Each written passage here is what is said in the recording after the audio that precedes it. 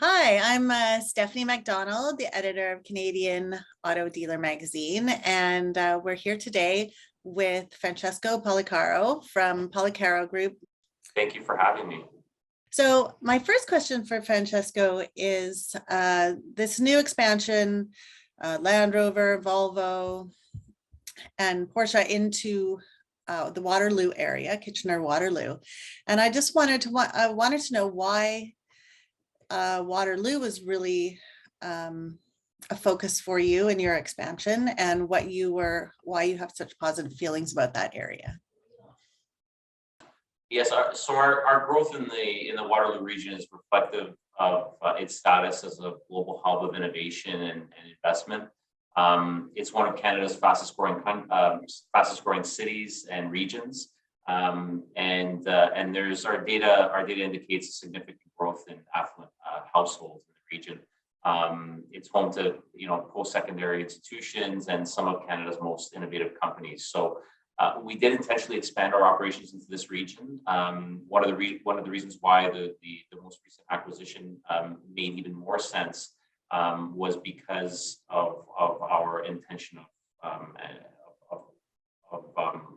expanding our operations into the region with Porsche, which we're under construction with in Kitchener. And so this opportunity presented itself, and it made a lot of sense for us, both from an operational standpoint, but also based on our bullish assessment of the region today and the future of the Waterloo region. My next question is that I know that Policaro started out in the 70s with a one little Honda dealership and has since grown into the most well-known luxury group of autos in southern Ontario. So can you just talk a little bit about that expansion and how long it's been going on and the process you've gone through to get to where you are now? So yes, I guess the answer is twofold. First, we're very excited about expanding our operations into the Waterloo region. It has a status as being a global hub of innovation and investment. It's one of Canada's fastest growing cities and regions, and the data indicates growth in affluent households in the region. There's three world-class post-secondary institutions and some of Canada's most innovative companies in the region. So it made a lot of sense from that standpoint to expand into the region. And we did so with intention with the Porsche brand, as we're under construction for a new Porsche center in the Kitchener area. And when this opportunity presented itself to acquire these world-class brands in a fantastic market where we were already establishing ourselves in the luxury space, it made a lot of sense for us from an operational standpoint, and also just obviously being part of the community and the region, and having more than just one business in the region, and expanding the operation. So that's the reason why the acquisition made a lot of sense, but we have targeted and have been interested in expanding out to this region for those reasons that I expressed. The Porsche dealership is really an exciting thing for you guys to be doing, and I've heard a lot from a lot of other people in that area how they're excited about it. Can you talk about where you're at? I know it has been a while. It's been kind of a long road for everybody during the pandemic, but it has. Well, I mean, it's been terrific dealing with the region. The dealership itself is situated in Kitchener, and everyone at the city and the region has been great to deal with throughout the process. Obviously, we've all been challenged with work from home and everything else that COVID has brought along. So there have been some delays in that regard, but we're full steam ahead now, and all civil work has been done. We're excavating and setting our foundations, and constructing our lower level. The store will have a lower level, and hopefully we'll be out of the ground soon with steel and open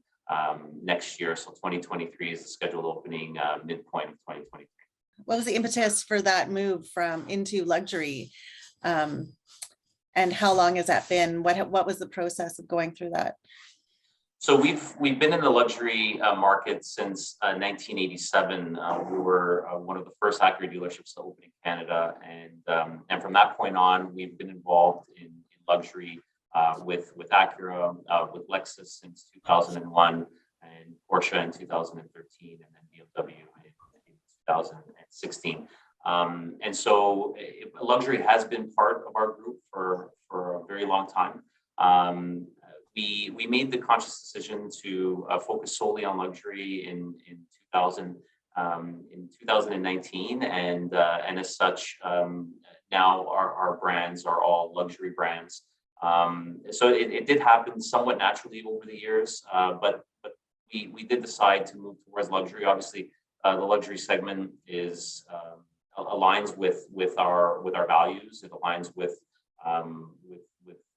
what we're trying to accomplish from a training standpoint and from a customer experience standpoint. So both internally with our own teams, and obviously what we provide our customers with externally. And so the luxury brands all align with that. And like I said, I mean, it's a growing segment. It's one that allows for good operational profitability, and like I said, aligns with our strategies and the rest of our operations. In terms of the customer experience with the luxury brand, I know that there are some really interesting things going on. Is there anything that you guys are offering specifically to your buyers in terms of service or from the buying experience? Yes, I mean, there's, I think the luxury buyers are much more discerning. We make the experience more personable, and custom tailor those experiences for our clients. All of our training and everything that we do from our standpoint is directly reflected in the type of experience that we want to provide for our customers. And so we've, especially through the pandemic, I mean, we've introduced several initiatives, one being our Policaro Access program. So at-home delivery, contactless and touchless purchasing for our clients. So if a customer wants to take it from start to finish and do everything without coming to the store or without coming to contact with any of us, and obviously this is even beyond the pandemic, then we can make it very convenient. We can drop vehicles off at the customer's door, and we can do everything in between from a combination of online and in store. So really providing our customers with the experience that custom tailoring an experience that works for them, rather than the opposite, which is having customers fit into the mold of how we want to follow what process we'd like to follow, which has been very typical in the automotive industry in the past. So things like that. I mean, obviously, and providing customers with luxury vehicles to drive as part of a mobility program and technology to power that. So making things easier for our customers and giving them back time, which I think is itself. We're talking a lot about electric vehicles these days, and I know that Volvo in particular has committed to becoming an electric vehicle only company by 2030. And I just wanted to ask you about the rest of the luxury market and what you see happening there in the future and how that's going to affect your business. Well, all the ones we're going to represent are the ones that excite me the most. But it's a very interesting time. There's a lot of disruption in our industry, and obviously, zero emission vehicles, battery electric vehicles make up part of that and a lion's share of that. I mean, my feeling on it is I always welcome new technology to market. I think it's exciting. I think it's very innovative and progressive. Obviously, we have several vehicles coming to market. Currently, the all-electric Taycan with Porsche, battery electric Macan to come, and 718, which will arrive in 2025. Volvo, as you mentioned, has two vehicles in market right now, and several more to come. BMW recently launched i4 and iX, and there's an i7 plan later this year, and Lexus has revealed the new RZ, and we'll see Range Rover obviously with Range Rover with electrified platform as well. So there's a lot coming within the brands that we represent, and obviously within the industry itself.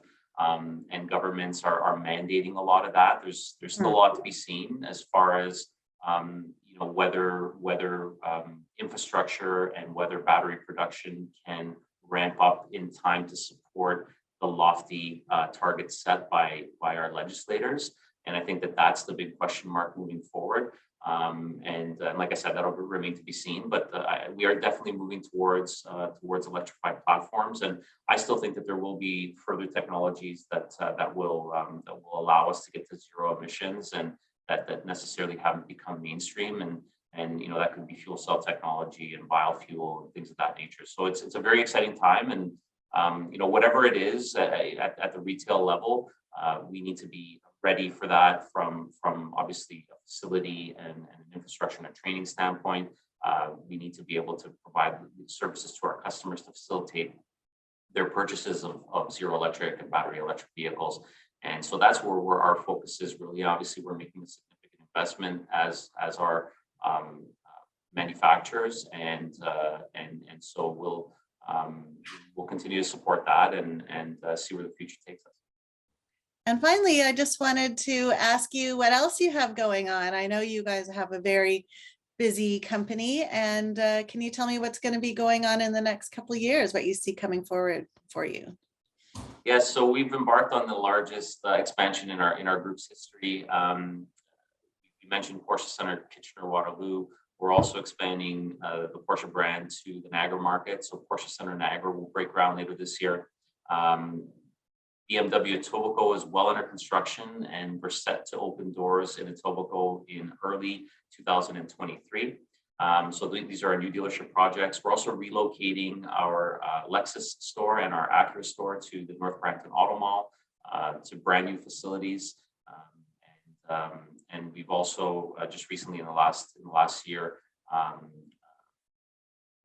opened our leasing division and our performance division, which allow customers to come to us for literally any of their vehicle needs. And that's our goal, is to provide our customers with all of the products and services that they require. And so we're very excited. There's a lot happening, and it's very positive, and we look forward to opening our doors in some of these new communities and existing communities, and providing our customers with an exceptional experience. And thank you so much for your time, Francesco. I know you're a very busy person, so we really appreciate you spending these moments with us, and so we get to learn a little bit more about Policaro and where you are now, what's going on, and where you're going. Thank you. Thank you very much. I appreciate the time, and look forward to speaking to you again.